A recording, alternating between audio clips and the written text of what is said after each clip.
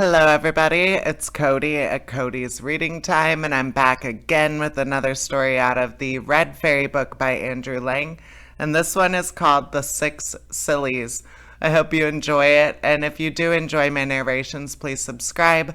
I upload new stories every single day, and there will always be new stuff to listen to. Stick around, enjoy some stories with me. All right, let's get started in on The Six Sillies. Here we go. Once upon a time, there was a young girl who reached the age of 37 without ever having had a lover, for she was so foolish that no one wanted to marry her. One day, however, a young man arrived to pay his addresses to her, and her mother, beaming with joy, sent her daughter down to the cellar to draw a jug of beer. As the girl never came back, the mother went down to see what had become of her, and found her sitting on the stairs, her head in her hands, while by her side the beer was running all over the floor, as she had forgotten to close the tap. "What are you doing there?" asked the mother. "I was thinking that I shall call my first child after I am married to that young man. All the names in the calendar are already taken." The mother sat down on the staircase beside her daughter and said, "I will think about it with you, my dear." The father, who had stayed upstairs with the young man, was surprised that neither his wife nor his daughter came back, and in his turn went down to look for them. He found them both sitting on the stairs, while beside them the beer was running all over the ground from the tap, which was wide open. "What are you doing there? The beer is running all over the cellar." "We were thinking what we should call the children that our daughter will have when she marries that young man. All the names in the calendar are already taken." "Well," said the father, "I will think about it with you." As neither mother nor daughter nor father came upstairs again, the lover grew impatient and went down into the cellar to see what they all could be doing. He found them all three sitting on the stairs, while beside them the beer was running all over the ground from the tap, which was wide open. "What in the world are you all doing down here, and don't come upstairs, and that you let the beer run all over the cellar?"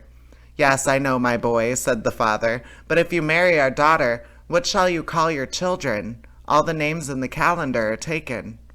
When the young man heard this answer, he replied, "Well, goodbye, I'm going away.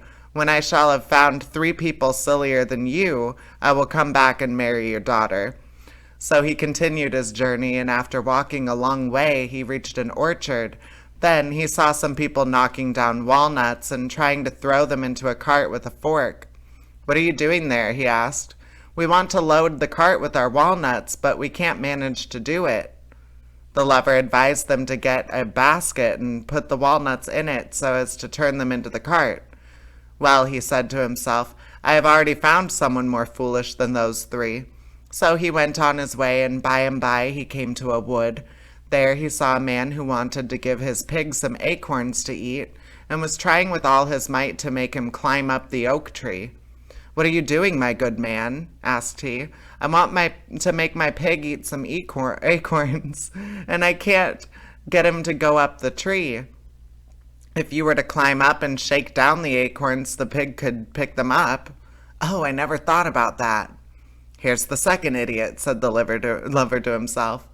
Some way farther along the road he came to a man who had never worn any trousers, and who was trying to put on a pair. So he had fastened them to a tree and was jumping with all his might up into the air, so that he might hit the 2 legs of the trousers as he came down. "It would be much better if you held them in your hands," said the young man, "and then put your legs one after the other in each hole." "Dear me, to be sure, you are sharper than I am, for that never occurred to me."